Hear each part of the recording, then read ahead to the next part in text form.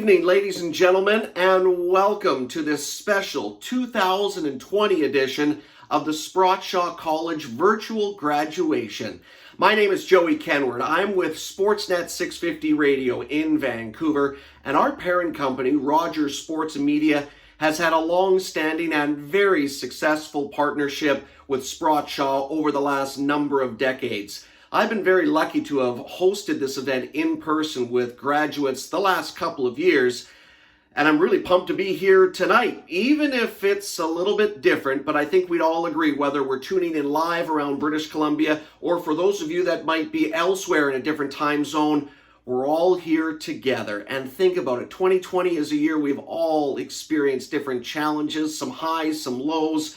But tonight, I hope that you can savor in this special evening as each and every one of you graduates from around British Columbia is here together to take part in this virtual ceremony. We're going to hear from some very special people who have some very special messages. And of course, it all culminates with you graduates getting a chance to see your dreams come true as proud graduates of Sprott. So, without further ado, before we kick off our event, let's please all get together for the playing of our national anthem. Mamoe, mamoe, mamoe, mamoe, mamoe, mamoe, mamoe, mamoe, mamoe, mamoe, mamoe.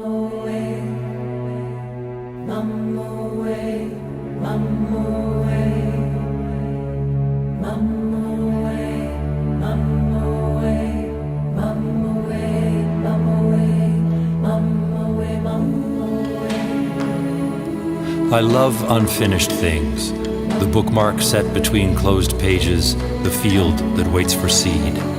Canada is a place like that. A history incomplete, a traveler turning around and wondering at the distance gone, the distance yet to go. What was there, Canada?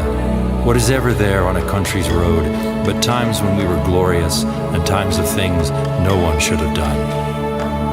Our anthem understands words of pride with notes of mourning and the music of resolve to finish and turn towards the road ahead.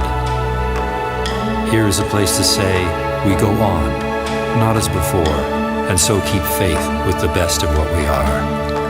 Oh Canada, it is a complex love that keeps us together, and all the more true love for that. Kanadag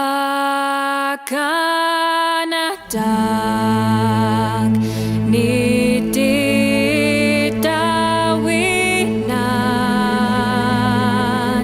ni sakitanan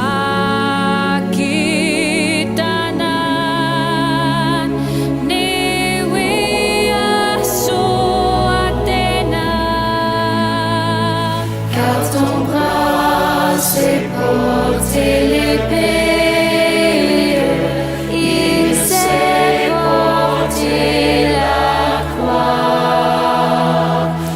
L'histoire est une épopée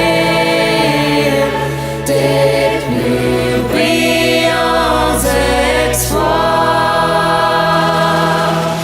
God keep our land glorious and free. Oh, Canada, we stand on guard for thee. Oh, Canada, we stand on guard for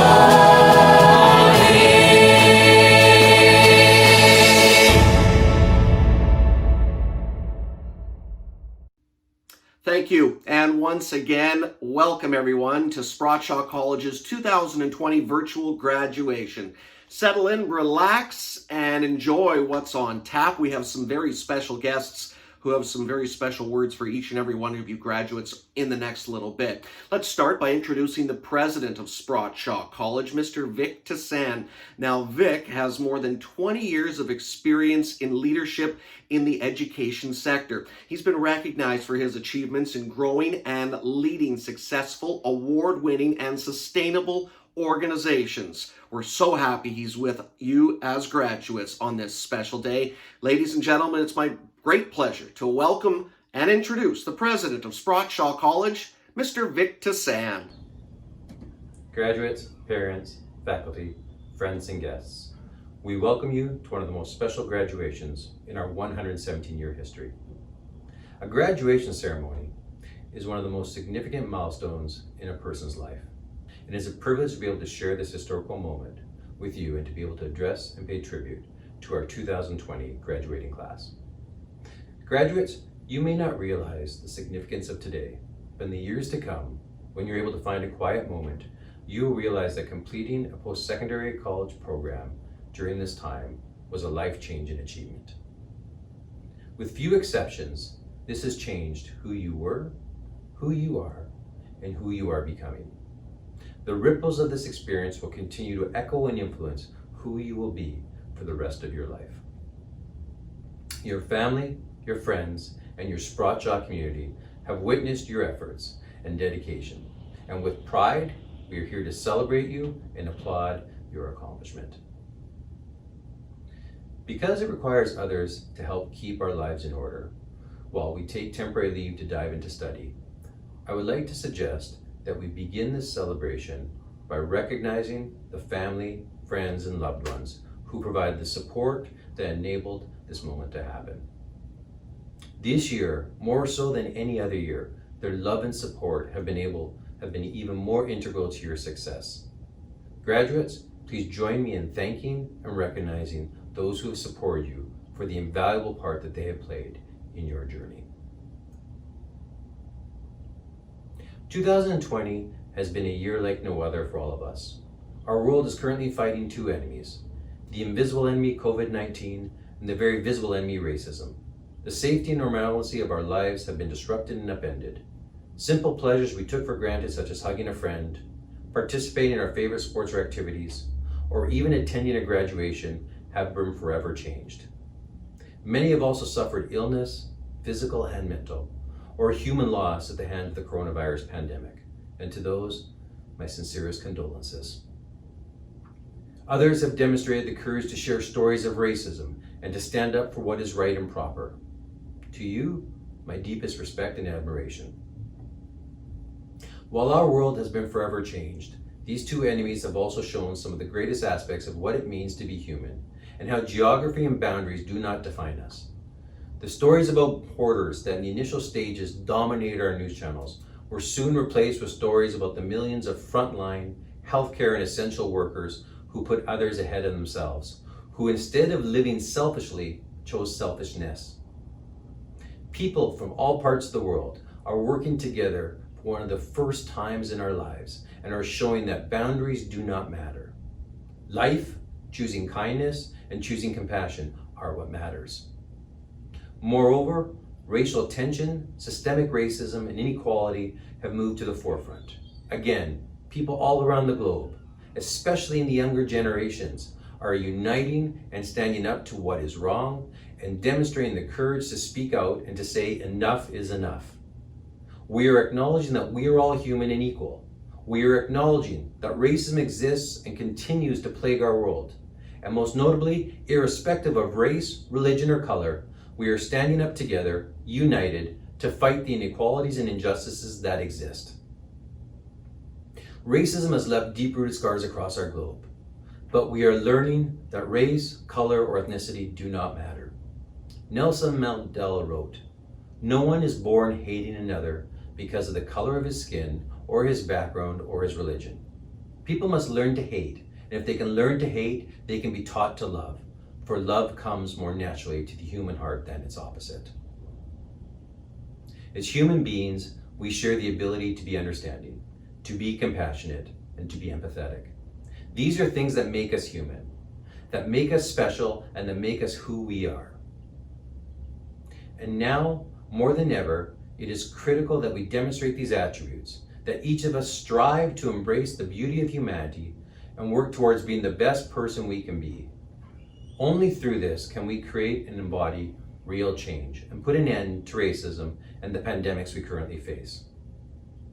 Graduates, when you look back at your graduating year, you will realize it was not about what you missed out on by not being able to attend your graduation, but by what you were a part of.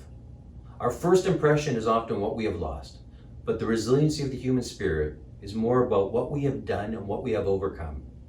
Your graduation year is a testament to the latter. It is a time of strength, it is a time where we chose possible, and it'll be a time where we made the world a better place because of the actions we carried out. Each of you has also demonstrated this resiliency in your educational path. Your choice to follow your passion and choose your next career, and more so, to complete it, is evidence of this. The word career is derived from the Latin word caris, or, as we know it, chariot. The official definition of career is a pathway that one follows through one's life. And as we consider this pathway, we are reminded that the world is made up of those who record the steps that were taken to get them to where they are today, and those who map out the way to get to a future that they have envisaged. Famed psychologist Maslow noted this difference when he asserted that you will either step forward into growth or you will step backward into safety. Today, we celebrate the ones that moved forward, those who took a stand, made the sacrifices, took the risk, and those who today walk away with something far greater than a parchment paper. For so many of you, you demonstrated an even greater resiliency when, as of March of this year, you needed to adapt to a new way of being, requiring change in how you went about your everyday, including how you undertook your learning. Through all of these changes, you persevered, and your success in doing so is being recognized today. Education changes us. The change that begins the minute we make the decision to enroll and study and continues throughout the length of the program. The further we immerse ourselves, the more we come to understand how much there is to learn. The more we learn, the more we grow and change. Graduates, who you are today is not who you were when you first began this journey. You have earned something of immeasurable value, something that can never be taken from you. You have earned a new understanding, and with this diploma, you are being recognized by experts in the field for what you now know. Know that you are also part of a much larger and greater community as the 117th graduating class of Sprott College. You are joining a proud and storied tradition of over 100,000 alumni. In the 1920s, after Marconi had invented the radio, Sprott, through its radio and telegraph program offered its Vancouver school, launched BC's very first ever radio station. A decade later, facing the critique of her would-be book publishers because of her illegible handwriting, world-renowned artist Emily Carr chose to overcome the obstacle that was put before her by enrolling in a typing program at Sprott Victoria School. A little later, in the 1940s, and back at the Sprott School of Commerce and Radio in Vancouver, Jack Cullen, after graduating with his diploma, went on to preside over the Vancouver airwaves for more than 5 decades with his legendary radio show. Another graduate from that same Sprott School, Ernie Rose, in 1947, after learning that Seattle would soon have its first TV station on the air, built BC's first video receiver using war surplus radar equipment. This led Ernie to create Vancouver's very first TV station.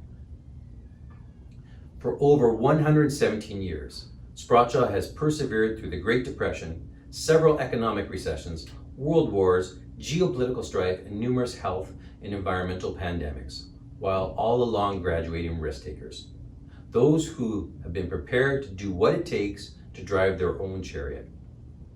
As the first private college in Canada to be granted the right to offer practical nursing education, Sprott counts amongst its graduates not only the entrepreneur, the craftsperson, the technician, the career, the educator, and the administrator, but also thousands of graduates who have gone on to make a difference in patient care and well-being.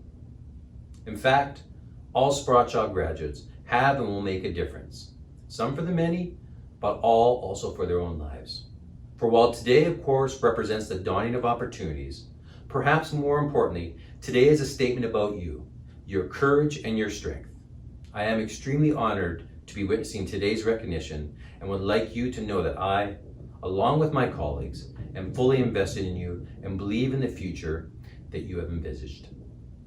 For just like the few great Canadians mentioned here, Jack, Ernie, and Emily, as a Sprott graduate, the determination and vision that brought you to this spot today will prepare you well for a future of your making.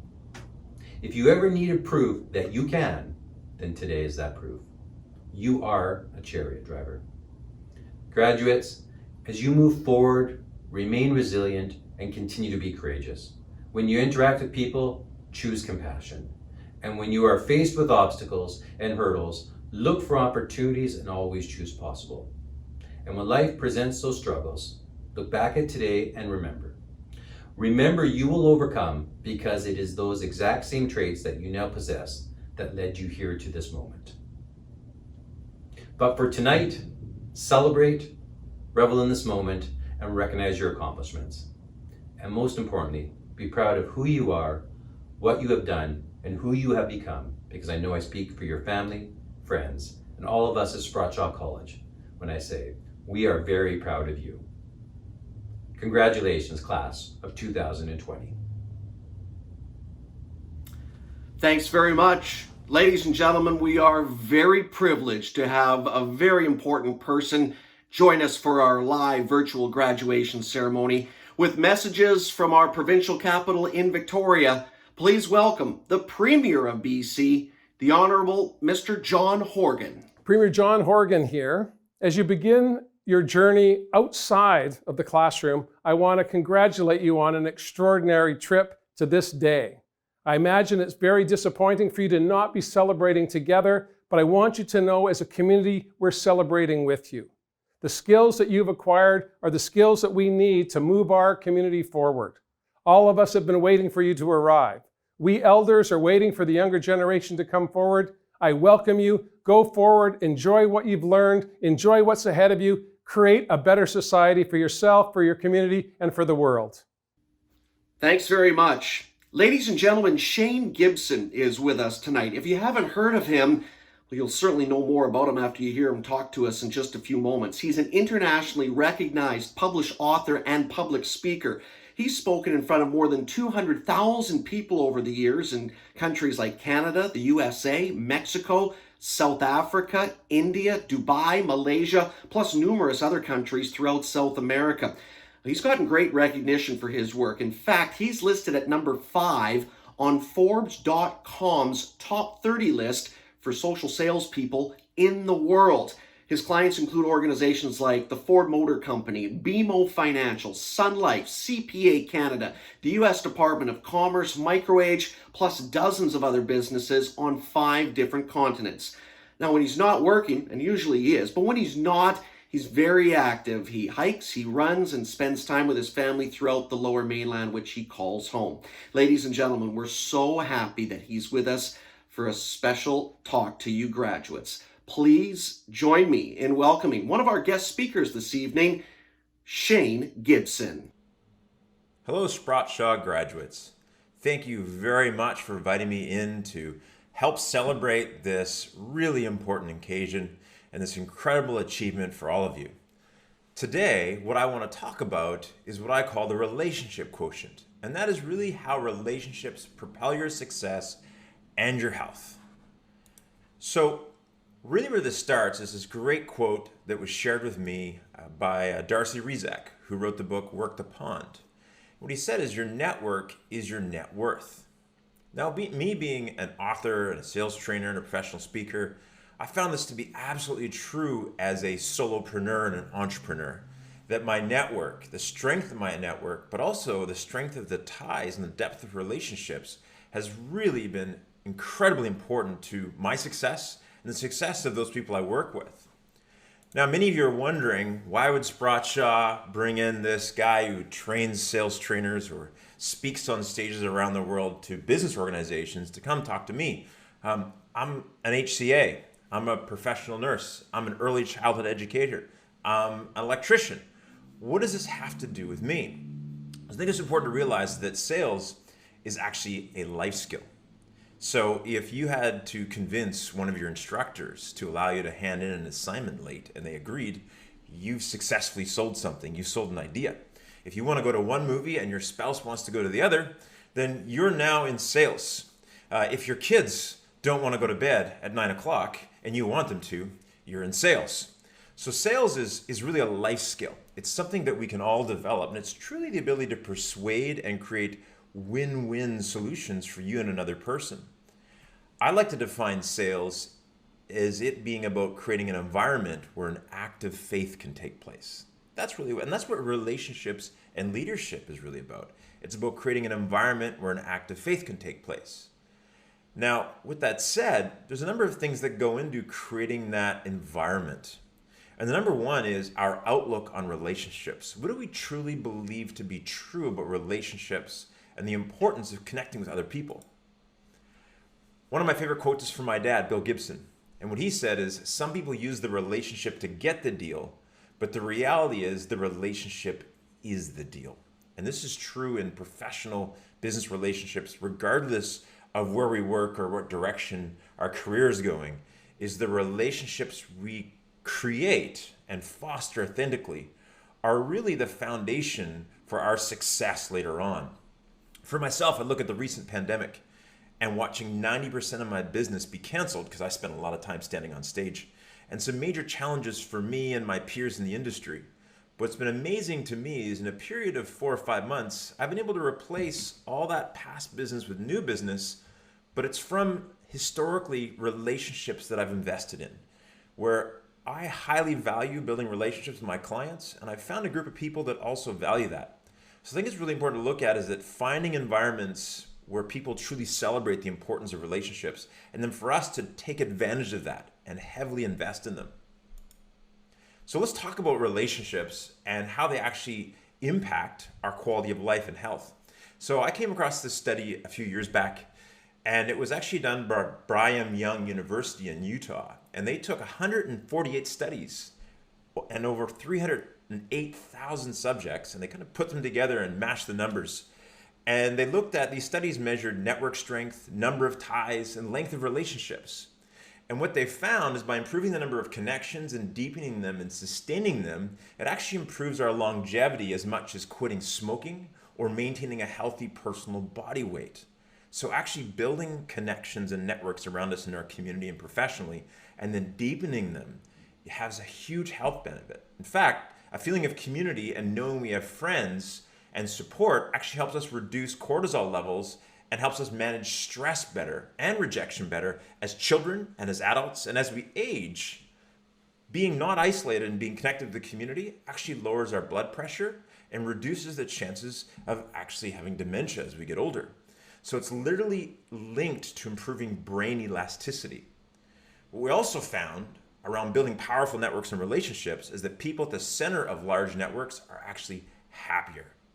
And so from this perspective, there's a real value in beginning at the beginning of your career, or maybe this is a restart for your career or a new direction, and beginning to truly and authentically invest in relationships.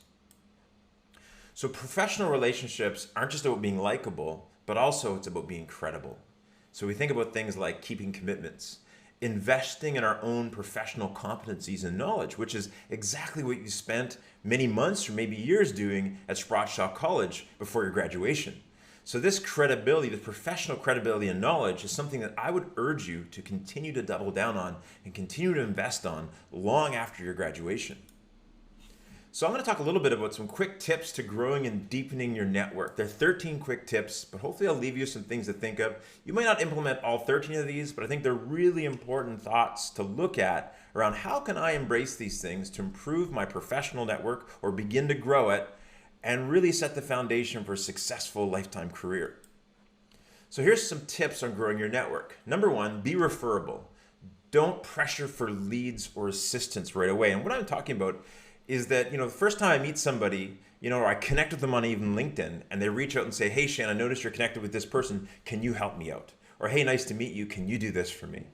And I find that in many cases, or someone who plays the numbers game, where they're just networking and connecting with a ton of people, but they're not actually working on their own credibility.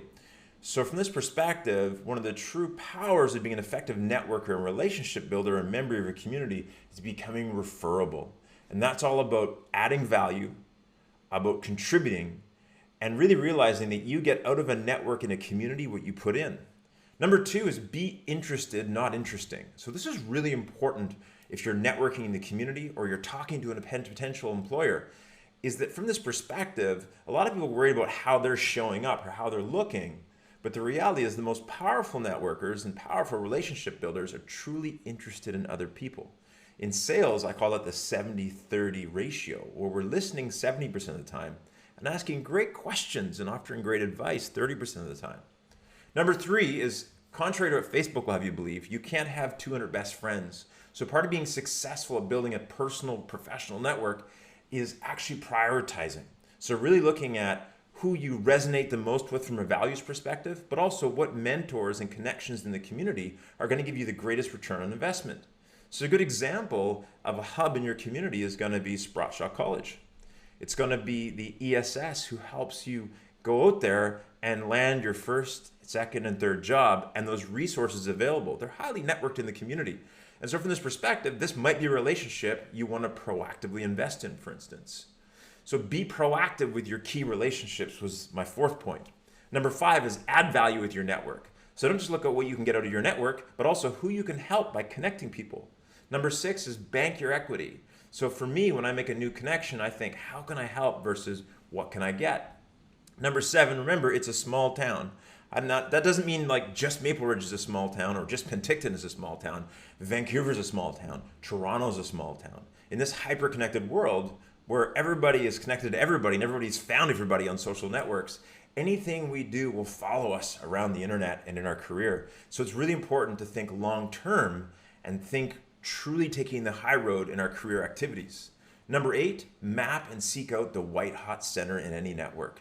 So look for the individuals, the people who are making the biggest difference, and connect with them. Number 9, and for you, if I'm an early childhood educator, for instance, one of these things I would look at is who the leading entrepreneurs are in the community who are doing the most. Who are the educators who are doing the greatest research and contribution to the community around early childhood education? Who are the major organizations and who runs them? And how can I get involved and even volunteer maybe in my spare time to get really connected with the early childhood educators community? Who are the movers and shakers? Because through those relationships over time, many opportunities will happen. Number 9, I said this earlier, is the more you give, the more you get from a community. Number 10, and this is so important, back to career relationships. Professional relationships are about likability and credibility. And that means keep your promises and follow through. Second to last is be seen. So whether it's online, through online events, through LinkedIn, through your professional platforms, and in-person events, is be seen in your community. Stay present, stay involved, and you'll find more opportunities come your way. And it's just, at the end of the day, the more connected we are, as we've heard from this study earlier, actually there's many health benefits as well. Number 12 is step it up every year. So for me, one of my goals every year is actually to go network or connect with a group of people that might intimidate me a little bit, that might make me grow and stretch my ability to connect, and maybe even push my boundaries around my own self-worth or confidence, because by doing that, I actually grow and get better at building my professional network. So kind of summarizing this is, while you're busy hustling, learning new things, and getting tasks done, stop and take time to connect and deepen relationships. Your authentic professional relationships are an investment in your future health, wealth, and happiness. Thank you. Your campus valedictorian from East Vancouver joining us this evening is Aranza Sanchez Ramirez, who's graduating from the Community Support Worker Social Services with Honors program. Throw me to the wolves and I will return leading the pack. This quote, written by Susan Collins, reminds me of when I decided to move out of my comfort zone and start listening to myself. I always knew I had the power to create the future I have always dreamed of, but I would have never known that a 7-meter fall and taking a glance at that would be the little push I needed to actually start creating this life. Trust me, you don't need that kind of push. You just need to listen to your heart. What do you really want? Who do you want to become? Do you enjoy the company of the people surrounding you? Are you excited about the future you're creating? Are you following your own or someone else's dreams? Answer these questions and then find out if your life needs a little fix. The ultimate goal here is to never ever stop growing. When I moved to Canada to start my program at Sprott College, I was aware that I was leaving behind places and people that I deeply love, but the desire to find my purpose was bigger than ever before. That is what our generation and new generations must be doing, embracing our wonderful cultures while start creating a life of our own. I was constantly listening to the same arguments and questions when I decided to start my life over. Are you sure of this? What is your family going to say? You have everything here, don't be a fool. What are you planning to do is so scary. Scary? Scary is staying in a place where you don't feel like yourself anymore. No adventures, no mistakes, no new experiences, faces, and places to explore. What kind of life is that? At least not the life I wanted for myself. I knew I wanted to help people, but I really didn't know how. By this point in my life, I have already tried so many ways to do it. I went to med school, I volunteered, I helped friends, family, strangers. I was working in a service position. Yes, helping people was what I wanted, but I really didn't know how to support them properly. That's when I discovered the Community Support Worker and Social Services program and met the most inspiring instructor, Swarm Dhaliwal. With every course, I started realizing little by little that being a CSW was a really inspiring, humble, and satisfactory way to help others. So many things happened during my program. I learned a lot at school, but I learned a lot on the streets. I helped people, but I also received so much love and support from friends and strangers when I needed it the most. I missed the bus once or twice, but I got a ride back home. I lost so many friends, but I gained new ones. I was missing my family so much and they were so far away, but I got married and got a new family. So many things can happen in a small period of time, but the important thing is to stop and just think, wow, I prayed for this. This is what I wanted and it's happening and it's here. This is the moment when you realize you're living your dreams and you're constructing your own future. It was great. All the staff at the campus were truly supportive and caring during my stay. Starting with Lindy, who was always there to answer any question I could ever possibly have about anything I could ever possibly imagine. Brittany, always there with her doors open, giving you a big smile and supporting you in any possible way and possibly planning the next party. Nympha, always there to chat about your future and why not, give you a little advice. All the instructors always giving their 100%. Business, nursing, community support workers, design and trade students, always studying for the next exam, but also getting ready for the next potluck.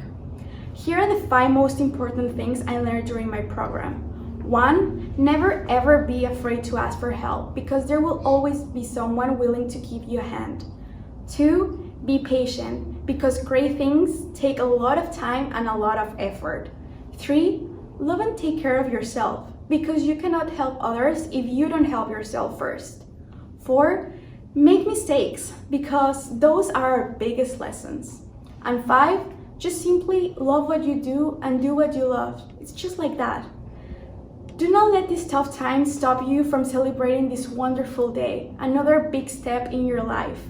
And remember, you are allowed to change. Your mind and your heart are allowed to change. Just always be thankful and be kind and just keep on going. Congratulations, class of 2020, you did it.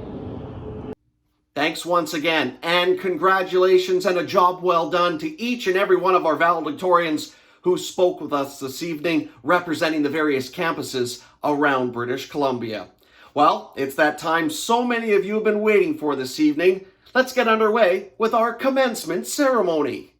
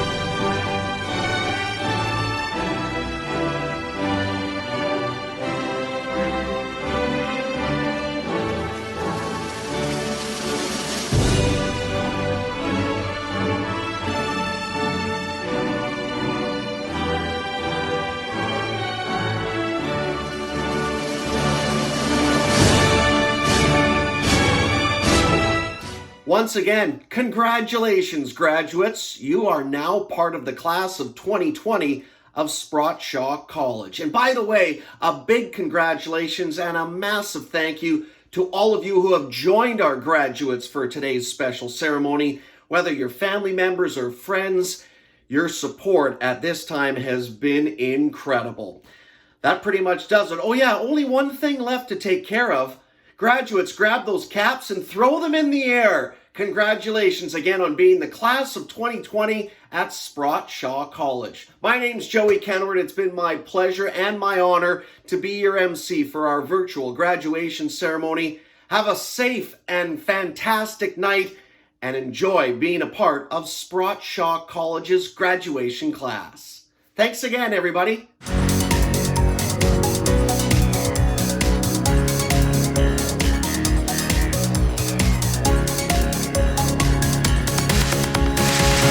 Sprott Shaw College since 1903.